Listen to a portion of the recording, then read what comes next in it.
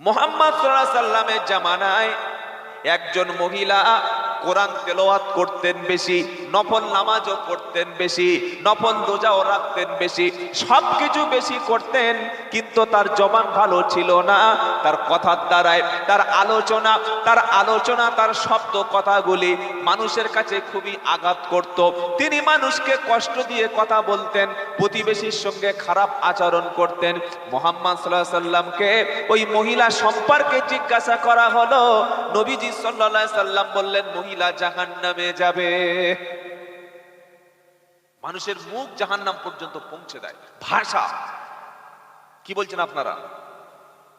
আরেকটা মহিলা শুধু ফরজ নামাজ আদায় করতেন, কোরআন তেলাওয়াত তেমন বেশি ছিল না, নফল সালাতও ছিল না, নফল রোজাও ছিল না, কিন্তু তার ব্যবহারটা ভালো ছিল, প্রতিবেশীর সঙ্গে সৎ আচরণ করত, তার কথার দ্বারায় কোনো মানুষ কষ্ট পেত না। ওই মহিলা সম্পর্কে মুহাম্মদ সাল্লাল্লাহু আলাইহি সাল্লামকে জিজ্ঞাসা করা হলো। নবীজি বললেন, মহিলা জান্নাতে যাবে। সুবহানাল্লাহ। ধরুন আপনার বাড়িতে আপনার একটা বন্ধু এসেছে, আপনি গরিব মানুষ, একটু মাছ খেতে দিলেন, সবজি দিলেন, একটু ডাল রান্না করে দিলেন, দিয়ে খাওয়া দাওয়া হয়ে গেল, চলে যাচ্ছে। বলছে, ভাই চলে যাচ্ছি। তো আপনি বললেন, ভাই কিছু মনে করবেন না, আপনি আমার বাড়িতে আসলেন, আপ্যায়ন করতে পারলাম না, যতটুকু খাওয়ার দেওয়ার দরকার দিতে পারলাম না, ক্ষমা করবেন। ব্যাস, এটা সম্পর্ক ভালো থাকলো না খারাপ থাকলো? সে লোকটা ভালো হয়তো খেলো না। আপনি মেহমানকে যখন বাড়ির বাইরে সে চলে যাবে, ইসলামের নির্দেশ আছে অতিথি মেহমানের সঙ্গে একটু তার রাস্তা পর্যন্ত, দরজা পর্যন্ত আগিয়ে দিয়ে এসো। সুবহানাল্লাহ বলতে ইচ্ছা করে না? আরেকটা ধনী ব্যক্তির বাড়িতে বন্ধু আসলো, সালাম হলো, খাওয়া হলো, বিরিয়ানি খেলো, মটন খেলো, মাছ খেলো, যাওয়ার সময় উত্তম খাবার খাওয়া হলো। বন্ধু যখন বিদায় নিয়ে চলে যাচ্ছে, এই বন্ধু তাকে আগিয়ে দিল না, সে বলছে, ভাই চলে যাচ্ছি, দোয়া রাখবে। এ তখন বলল, ঠিক আছে ভাই, যা যা যা যা যা। আচ্ছা, ওই যে বিরিয়ানি খাইয়েছেন, মাছ খাইয়েছেন, মাংস খাইয়েছেন, মুরগির লেগ পিস খাইয়েছেন, ও সারা রাস্তা পুরো বাড়ি পর্যন্ত যাওয়া পর্যন্ত আপনার জন্য দোয়া করতে করতে যাবে তো?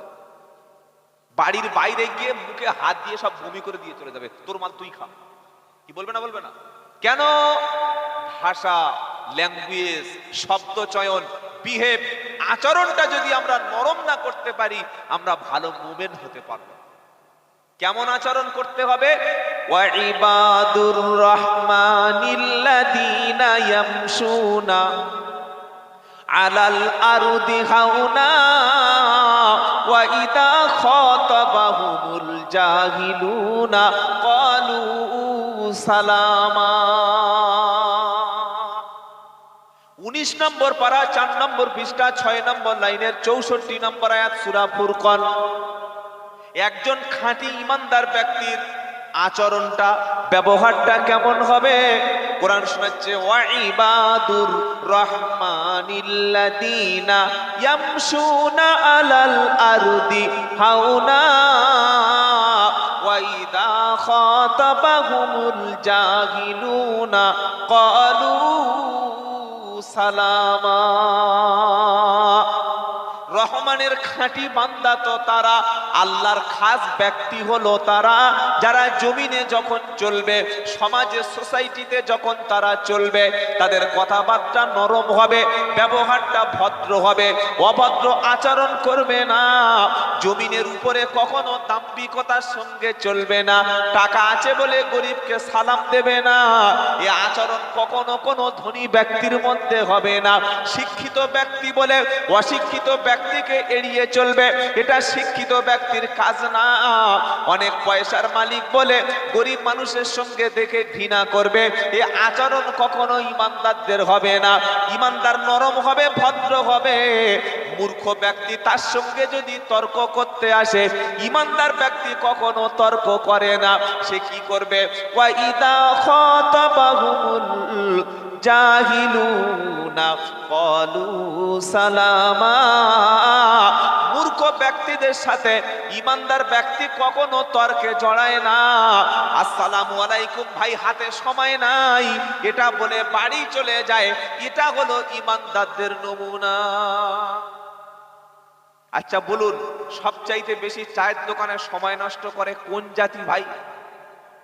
মুসলমান। খাবে এক কাপ চা আর মসজিদের ইমাম সাহেবের দিয়ে গীবতটা প্রথমে শুরু হবে। আমাদের ইমাম সাহেব ভালো নয়, ডিউটি করে না, ঘন ঘন বাড়ি যায়, খালি খায় আর ঘরে, ভুঁড়িটা মোটা, স্মার্টফোন ব্যবহার করে। ইমাম সাহেব আর রাত্রেবেলা মাঝে মাঝে মসজিদে থাকে না, এই এর বাড়ি খায়, ওর বাড়িতে যায়, বড় লোকদের সাথে সম্পর্ক। তারপরে বলছে ইমাম সাহেবের পিছনে নামাজ হবে না। কত বড় মুফতি সাহেব, চিন্তা করে।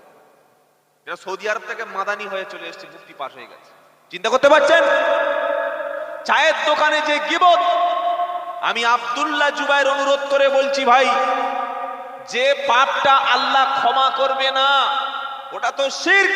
আরেকটা পাপ আল্লাহ ক্ষমা করবেন না যদি বান্দা না ক্ষমা করে, ওই পাপের নাম হচ্ছে গীবত। আল গীবাতু আশাদ্দু মিনাজ জিনা। আল্লাহ নবী সাল্লাল্লাহু আলাইহি ওয়াসাল্লাম বলেন, জিনা, ব্যভিচার, রেপ, ধর্ষণ, আনলফুল সেক্সুয়াল ইন্টারকোর্স, জিনা করলে জানা পাপ হয়, তার চাইতে বড় পাপ হলো গীবত। গীবতটা কি? কোন ব্যক্তির পিছনে তার কাজ নিয়ে সমালোচনা করা। আল্লাহ নবী সাল্লাল্লাহু আলাইহি সাল্লামের সাহাবা বললেন, হুজুর যদি সেই কাজটা করে থাকে আর আমি সমালোচনা করি, গীবত হবে কি? নবীজি বললেন, কাজটা করে থাকলে তবে সমালোচনা করলে তো গীবত হবে, আর কাজটা না করে থাকলে তার উপরে হবে মিথ্যা তহমত। শুনতে পেলেন? কাজটা সে করেছে, ভুল করেছে, অন্যায় করেছে, আপনি এমন বড় কাপুরুষ হয়ে গেছেন, তার সামনে গিয়ে বলতে পারছেন না, শুধরে দিতে পারছেন না, চায়ের দোকানে কাপুরুষের মতো সমালোচনা করছেন। এই রকম গীবত যদি কেউ করে থাকেন, যার পিছনে সমালোচনা করেছেন, ভাই আজকের বাড়িতে গিয়ে তার কাছে হাত ধরে ক্ষমা চেয়ে নেবেন, বলুন ইনশাআল্লাহ। আর গীবতের সঙ্গে সবচাইতে যুক্ত থাকে আমাদের বাড়ির মেয়েরা। দুটো মেয়ে যদি, দুটো বৌমা, ভাবি, দুটো খালা কিংবা চাচি যদি একবার কলতলায় যায়, দোকানে যায়, ছেলেকে পালস পোলিও খাওয়াতে যায়, কিংবা যদি লক্ষ্মীর ভান্ডারের টাকাটা তুলতে যায়, ওই শুরু হয়ে গেল। কতক্ষণ চলবে আল্লাহই জানে। কথা বুঝতে পেরেছেন? এটা এত বড় মারাত্মক অপরাধ যে আপনি যে মানুষের দোষ তুললেন, যার ভিতরের কথাগুলো মানুষের সমাজে প্রচার করলেন, যদি তার কাছে গিয়ে না ক্ষমা চান, আল্লাহ পাক এই অপরাধ ক্ষমা করবেন না। এত বড় অপরাধ, আল্লাহ মাফ করে দিক, সকলে বলুন আমিন। তো ইমানদার ভুল করলে সাথে সাথে ক্ষমা চায়। আদম আলাইহিস সালাম ক্ষমা চাইলেন, আল্লাহ নিষেধ করেছিলেন তুমি গাছের কাছে যাবে না, তিনি গেলেন, ভুল করলেন, ক্ষমা চাইলেন। আবার আদম আলাইহিস সালামকে আল্লাহ পাক শয়তানকে সিজদা দেওয়ার জন্য বলেছিল, মনে আছে? মনে নাই? মিস্টার ইবলিস এত বড় বদমাশ, আল্লাহ পাক যখন বললেন ফাসজুদু, সিজদা করো, সমস্ত ফেরেশতা সিজদা করলো। সেদিন কিন্তু ইবলিস সিজদা করলো না, তার যুক্তি কিন্তু আলাদা। তার যুক্তি, ক্বালা মা মানাআকা আল্লা তাসজুদা ইদ আমারতুক ক্বালা আনা খায়রুম মিনহু খলাকতানি মিন নারি ওয়া খলাকতাহু মিন তিন। এটা ৮ পারা সূরা আরাফের ১২ নম্বর আয়াত, একদম পৃষ্ঠার প্রথমের দিকে পেয়ে যাবেন। আল্লাহ পাক যখন বলল, ইবলিস আমি আদমকে সেজদা করতে বললাম, তুই সেজদা কেন করলি না? শয়তানের কিন্তু যুক্তি আছে না নাই? জোরে বলেন। যারা সমাজে মদখোর, যারা সমাজে অন্যায়ভাবে অর্থ উপার্জন করে, শরিয়ত বিরোধী কাজ করে, তাদেরও যুক্তি আছে। যুক্তি নাই? অন্যায় কাজ করবে আবার যুক্তি দেখাবে। আল্লাহ পাক জিজ্ঞাসা করলেন, ক্বালা মা মানাআকা আল্লা তাসজুদা ইজ আমারতুক, এই ইবলিস তুই বল, আমি যখন সিজদা করতে বলেছি কেন তুই সিজদা করলি না? কে তোকে নিষেধ করেছে সিজদা করতে? কোন ব্যাপারটা তোকে সিজদা থেকে বিরত রেখেছে? সঙ্গে সঙ্গে ইবলিস বলল, ক্বালা আনা খায়রুম মিনহু, আমি তো আদমের চাইতে ভালো। অহংকার দেখছেন? অহংকারে শেষ, আমি তার চাইতে ভালো। খলাকতানি মিন নার, শয়তান বলল আমি সৃষ্টি হয়েছি, আপনি সৃষ্টি করেছেন আমাকে আগুন দিয়ে। আর খলাকতাহু মিন তিন, আদম সৃষ্টি হয়েছে মাটি দিয়ে। মাটির তৈরি বস্তুর ধর্ম হলো নিম্নগামী হওয়া, আগুনের তৈরি বস্তুর ধর্ম হলো ঊর্ধ্বমুখী হওয়া। সুতরাং এখানে আপনার কোনো একটা বৈজ্ঞানিক ভুল হচ্ছে। আমি আগুন হয়ে মাটির কাছে মাথা নিচু করতে পারি না। একটাই সেজদা দিতে অস্বীকার করে সারা বিশ্বের জমিনে শয়তান হয়ে গেছে।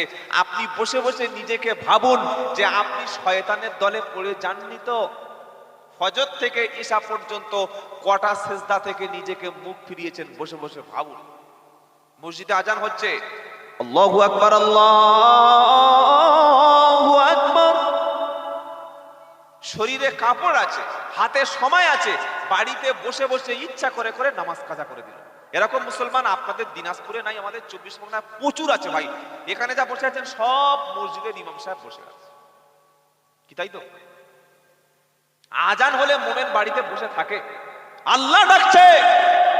হতে পারে এটা আপনার জীবনের শেষবারের মতো ডাকছে, আর কখনো ডাক শুনতে পাবেন না। হতে পারে না? পারে না? কত মানুষ রাত্রেবেলা ফোনে অ্যালার্ম দিয়ে ঘুমিয়েছিল, তাদের আর সকাল হয় নাই, মারা গেছে। হতে পারে না?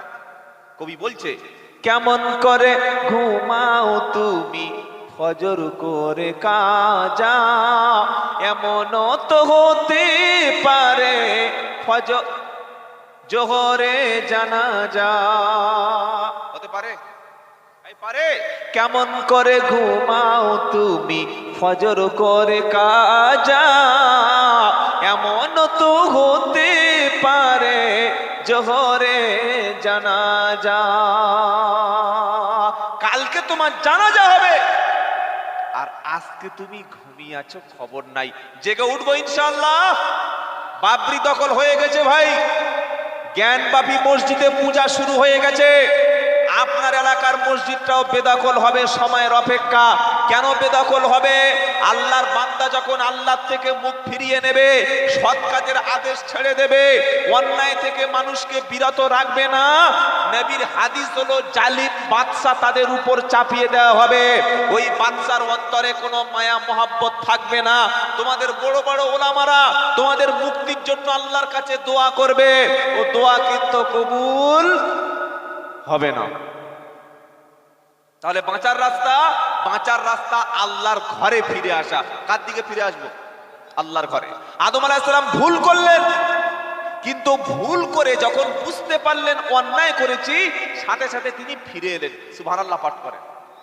আমরা তো সারাদিন অপরাধ করছি, সারাদিন ভুল করছি, পৃথিবীর কেউ জানে না, কিন্তু আমরা জানি আমরা কত বড় পাপী।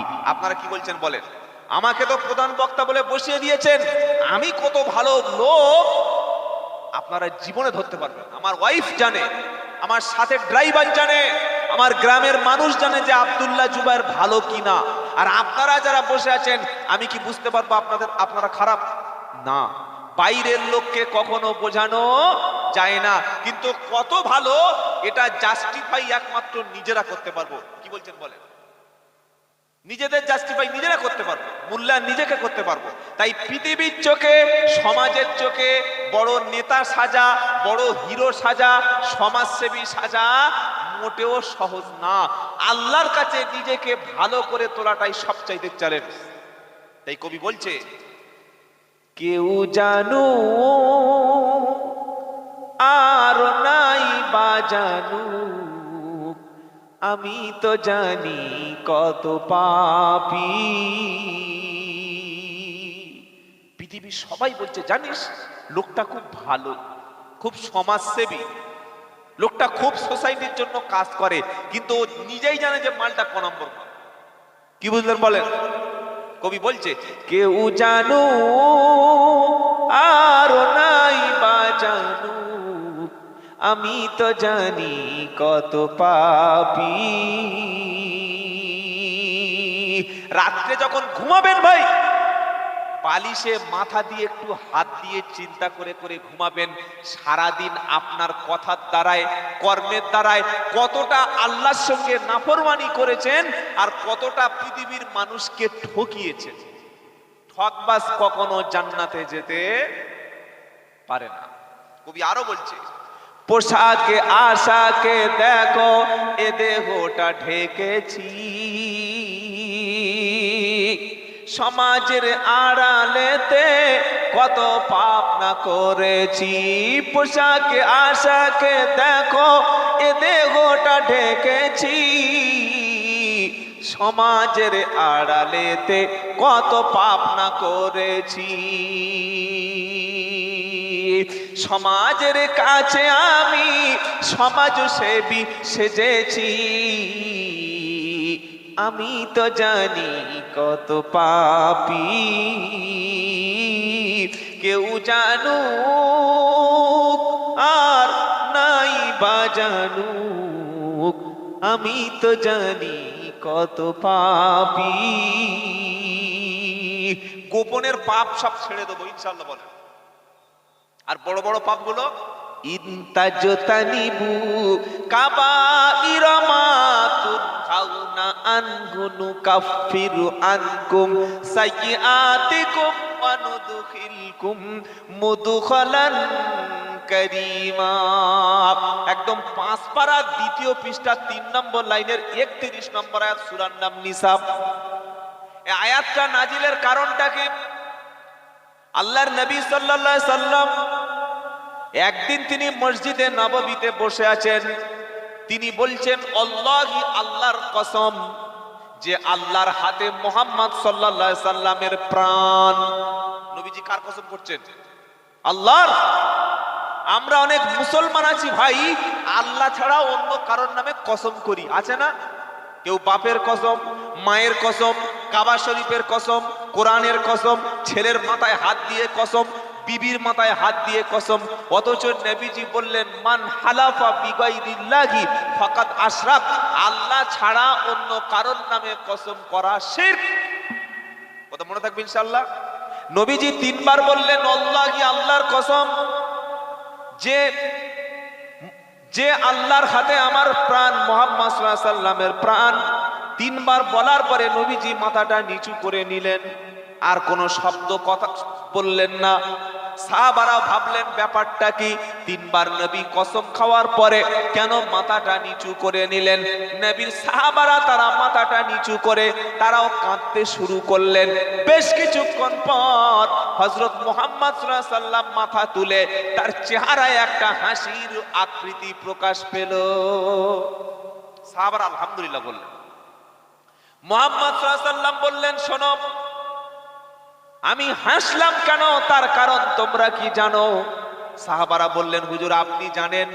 মুহাম্মদ সাল্লাল্লাহু আলাইহি সাল্লাম বললেন, আল্লাহ পাক আমাকে জানিয়েছে, আল্লাহ পাক আমাকে বলে দিয়েছে, যদি কোনো ব্যক্তি ঈমান আনার পর 5 ওয়াক্ত ফরজ সালাত আদায় করে, রমজান মাসে রোজা রাখে, সম্পদ থাকলে যাকাত দেয়, আর 7টা বড় কবিরা গুনাহ থেকে নিজেকে বাঁচিয়ে নেয়, ওই ব্যক্তি মরণের পরে জান্নাতের যতগুলো দরজা সবগুলো ওই ব্যক্তির জন্য খুলে দেওয়া হবে।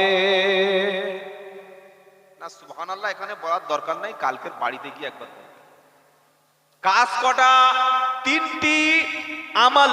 নাম্বার 1 5 ওয়াক্ত ফরজ সালাত, 2 নম্বর রমজানের রোজা, 3 নম্বর হলো সম্পদ থাকলে যাকাত দেওয়া। ডিউটি দিলেন 3টি, আর 7টি কবিরা গুনাহ থেকে মুহাম্মদ সাল্লাল্লাহু আলাইহি সাল্লামকে আল্লাহ বিরত থাকতে বললেন। যদি কোনো বান্দা 3টি কাজ করে, 7টি কবিরা গুনাহ না করে, মরণের পরে জান্নাতের দরজাগুলো খুলে দেওয়া হবে, নিরাপত্তার সঙ্গে সম্মানের সঙ্গে ওই ব্যক্তি জান্নাতে প্রবেশ করবে। কটা কাজ করব না ছেড়ে দেব বলেন ইনশাআল্লাহ? কটা কাজ করতে নিষেধ করলেন? 7। যদি বলেন কটা? 7। নাম্বার 1, আল্লাহর সঙ্গে শিরক করা যাবে না। কোরআনুল কারীম বলছে ইন্নাশ শিরকা লাযুলমুন আযীম। এই উপদেশটা দিচ্ছেন হযরতে লুকমান তার সন্তানকে। আজ আমাদের ছেলেরা তাওহীদ জানে না, আল্লাহ জানে না, রসুলকে চেনে না। অ্যান্ড্রয়েড ফোন সোশ্যাল মিডিয়ায় ঢুকে হোয়াটসঅ্যাপ, ফেসবুক, টুইটার, মেসেঞ্জারে মাথা নিচু করলো তো করলো, কবে মাথা উঠবে আল্লাহই জানে। আজকের আপনারা দেখেছেন গত শনিবার মাধ্যমিক পরীক্ষা শেষ হলো না ভাই? হয়েছে না হয়নি? মাধ্যমিক পরীক্ষা যেদিন শেষ হলো সেদিন ছেলেরা তাদের বইয়ের অংশগুলো কেটে কেটে টুকলি করে করে, মানে আমাদের ভাষায় বলি তাবিজ। কিসের ভাষায়? পড়াশোনার ভাষায়। ওই বই কেটে তাবিজ মানে টুকলি করে করে জামার মধ্যে, পকেটের মধ্যে, আন্ডারপ্যান্টের মধ্যে, গোটা শরীরের যত সিক্রেট জায়গা ছিল সব জায়গায় রেখেছে। পরীক্ষা হয়ে গেল, রাস্তায় মোটা করে যেখানে যেখানে মাধ্যমিক সেন্টার ছিল সেই জায়গায় এই সমস্ত টুকলিগুলো ছড়িয়েছে। বলুন তো, এরা যদি ভবিষ্যতে পড়াশোনা করে উচ্চ ডিগ্রি অর্জন করে, এদের দ্বারা সমাজ চলবে? এরা কোনোদিন ভালো মানুষ হতে পারবে? না ভালো ডাক্তার, না ভালো মাস্টার, না ভালো বিজ্ঞানী, না ভালো পুলিশ অফিসার, এমনকি ভালো মানুষ হওয়া দূরের কথা, ও মানুষের মধ্যেই পড়বে না। সমাজের সবচাইতে বড় চিটিংবাজার জোচ্চোর এই মালটা তৈরি হবে। এটাই হচ্ছে বর্তমান শিক্ষা ব্যবস্থা। সেজন্য যারা পড়াশোনা করছো ভাই, তোমাদের বলি মোবাইল থেকে চেষ্টা করবে দূরে থাকার। আর সেই ব্যক্তির জন্য মোবাইল ব্যবহার করা জায়েজ নয়, হারাম। বলি কি বলছে রে লোকটা, কি ব্যাকডেটেড মাল নাকি? আপনার চোখ মোবাইলের পর্ন সাইটে, মোবাইলের নোংরা সাইটে যদি ঢোকার মতো চোখ তৈরি হয়ে যায়, খারাপ জিনিস থেকে নিজের চোখ যদি হেফাজত না করতে পারেন, অনলাইনে এসে মেয়েদের সঙ্গে চ্যাটিং করার অভ্যাস যদি থাকে, অবৈধ নারীর সঙ্গে ভিডিও কলে কথা না বলে আপনার মনটা যদি না জুড়ায়, রাত্রেবেলা হিন্দি ফিল্ম দেখে, রাত্রেবেলা নোংরা ছবি না দেখে যদি আপনার ঘুম না আসে, এই রকম ব্যক্তির জন্য মোবাইলের কাছে যাওয়া শরিয়াতে জায়েজ নয়। মোবাইলটা হচ্ছে ভালো, ব্যবহার যদি করতে পারি ভালো, আর ব্যবহার না করতে পারলেই একটা মোবাইল আপনাকে জাহান্নামে নিয়ে যাওয়ার জন্য যথেষ্ট। কি বলছেন আপনারা বলেন? এখন তো প্রেম, জেনা, ব্যভিচার এভেলেবেল। কালকের যে 14 ফেব্রুয়ারি ভাই, যত যুবক আছো শোনো, তুমি ভাবছো আমি একটা মেয়ের সঙ্গে সম্পর্ক তৈরি করে তাকে নিয়ে বিয়ের আগে তার সঙ্গে শারীরিক সম্পর্ক করব, তার বাপ বুঝতে পারবে না, মা বুঝতে পারবে না, একটা ট্যাবলেট ক্যাপসুল খাইয়ে দেব, কিংবা নিরোধ ব্যবহার করে তার সঙ্গে বাজে কাজ করব, সেক্স করব। তুমি মনে রাখবে, তুমি একটা নারীর ইজ্জত ধ্বংস করছো। নও, তোমার মেয়ে, তোমার বোন যদি এই রকম একটা সময় আসে, তারও ইজ্জত ঠিক এইভাবে ধ্বংস হবে। আজকের আমাদের যুবক ছেলেদের জেনা, ব্যভিচারটা এদেরকে সহজ করে দেওয়া হয়েছে। তা আল্লাহ পাক আদমকে শোনালেন তুমি নিষিদ্ধ গাছের কাছে যেও না, আর আদমের সন্তানদের কাছে বললেন তোমরা জেনার নিকটবর্তী হইও না। জেনা ব্যভিচারের হাত থেকে বাঁচানোর জন্য ইসলামিক শিক্ষা তার যদি মধ্যে না থাকে, জীবনে কখনো ওকে জেনা ব্যভিচারের হাত থেকে বাঁচানো যাবে না। আগামীকাল খালি দেখবেন কলেজের অধিকাংশ ছেলেরা সবাই না ভালো আছে, কিছু ইউনিভার্সিটির অধিকাংশ ছেলে এবং মেয়েরা, হাই স্কুলের অধিকাংশ ছেলে এবং মেয়েরা একটা বাইক নেবে, 14ই ফেব্রুয়ারি বিশ্ব ভালোবাসা দিবসের নাম করে রাস্তার পাশে যত অবৈধ নারী, তাদেরকে নিয়ে যাবে। কেউ যাবে পার্কে, কেউ যাবে গোপন আড্ডাখানায়, শরীরের চাহিদা মিটিয়ে নিয়ে তাদেরকে ছিঁড়ে ছিঁড়ে ফেলে দেবে। এটা হচ্ছে বর্তমান সমাজের অবস্থা। আল্লাহ পাক তাই শুনিয়ে দিলেন, শোনো, যদি তোমার মধ্যে আল্লাহর কালাম না থাকে, যদি নবীর সুন্নাত তোমার মধ্যে না থাকে, এই ফিতনার যুগে তুমি কখনো ঈমান বাঁচাতে পারবে না।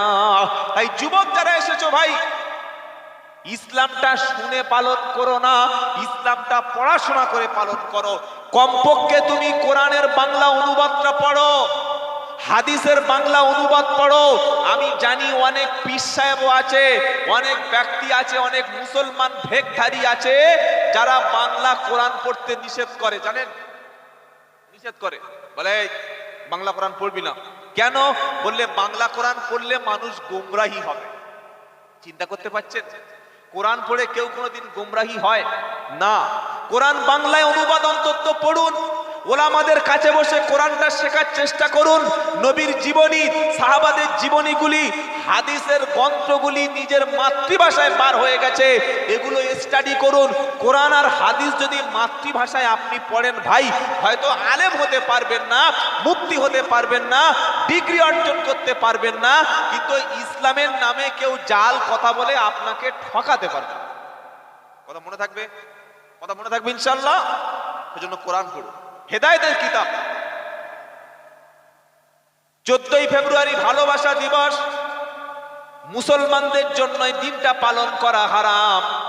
যত মেয়ের মা এসেছেন, যাদের মেয়ে স্কুল কলেজ ইউনিভার্সিটিতে পড়ে, আগামীকাল আপনার মেয়েকে অবশ্যই ছেলেকে কন্ট্রোল করবেন ইনশাআল্লাহ। কেন জানেন? আল্লাহ পাক কোরআনে শোনাচ্ছে, ইয়া আইয়ুহাল্লাযীনা আমানু কু আনফুসাকুম ও আহলিকুম নারা ওয়াকুদুহান নাসু ওয়াল হিজারা। 28 পারা 19 পৃষ্ঠা 14 নম্বর লাইনের 6 নম্বর আয়াত, সূরার নাম তাহরিম। ইয়া আইয়ুহাল্লাযীনা আমানু, হে বিশ্বাসী ঈমানওয়ালা, তোমাদেরকে আমি আল্লাহ ডাইরেকশন দিচ্ছি আর বলছি, কু আনফুসাকুম ওয়া আহলিকুম নারা, তুমি নিজে জাহান্নামের আগুন থেকে বাঁচো, তোমার পরিবারটাকেও জাহান্নামের আগুন থেকে বাঁচাও। ছেলেকে যদি জাহান্নামের আগুন থেকে বাঁচাতে চাও, মেয়েকে যদি জাহান্নামের আগুন থেকে বাঁচাতে চাও, শিক্ষা যদি সন্তানকে না দাও, আর ইসলামিক আদব কায়দা যদি ছেলে মেয়েদের মধ্যে না থাকে, ছেলে মেয়ে জাহান্নামে যাবেই যাবে। আর কিয়ামতের দিন তোমার নামাজটা ও সেদিন তোমাকে বাঁচাতে পারবে না, কারণ তোমার সন্তানদের তুমি শিক্ষা দাওনি, কন্ট্রোল করোনি। ছেলে এবং মেয়ে যদি দুনিয়ায় ভুল পথে পরিচালিত হয়ে জাহান্নামে যদি যায়, সেদিন আল্লাহর কাছে প্রথম আসামি করবে বাপ মাকে। আপনাদের কোন থানা ভাই? হরিরামপুর থানা। ধরুন এই এলাকার একটা ছেলে, তার নাম হচ্ছে রাজু। মুসলমানের বেটা রাজু বলে কেউ নেই তো? তাহলে তো এটা বলা যাবে না। আচ্ছা ধরুন বাবলু, ও আছে। রাজু, বাবলু, ডবলু, এইগুলো মুসলমানদের নাম, চিন্তা করতে পারছেন? আস্তাগফিরুল্লাহ। আব্দুল্লাহ, ওবাইদুল্লাহ, আব্দুর রহমান, জায়েদ, উসামা, আবু বকর, উমর, উসমান, আলী, তালহা, জুবাইর, ইদ্রিস, ইসমাইল, ইসহাক, ইয়াকুব, ইউসুফ, ইব্রাহিম, এই সমস্ত নাম এখনকার বর্তমান যে জেনারেশন না, এরা এই সব নাম আর পছন্দ করে না। কেন? এইসব নাম চলে না। ছেলের এমন একটা নাম রাখবো, রাজ, জিশান, আরিয়ান, আয়ান, হায়ান নাম রেখেছি। আর মেয়েদের নামগুলো খাদিজা, ফতেমা, রুকাইয়া, তাসনিমা, বিলকিস, মারিয়াম, সুমাইয়া, এসব নাম আগেকার মেয়েদের মধ্যে ছিল। এখন এ সমস্ত নাম আমাদের মায়েদের আর পছন্দ না। এখন বিউটি, সুইটি, রিয়া, পারবিনা, টুম্পা, ঝুম্পা, দীপালি, শেফালি, ললিতা, তাই তো? আচ্ছা আপনি বলুন, আপনি তো আল্লাহ রসুলকে ভালোবাসেন না, আল্লাহকেও তো ভালোবাসেন। ইসলামকে যদি আপনার ভালো লাগলো, ইসলাম যদি আপনার পছন্দ হলো, তাহলে আপনার নামটা মুসলমান নয় কেন ভাই? নামের মধ্য থেকে যেন ইসলাম ইসলাম গন্ধ আসে, নামটা বিশাল বড় ফ্যাক্ট। আমরা আমাদের সন্তানকে দিনের উপরে ছেড়ে যাব, বলুন ইনশাআল্লাহ।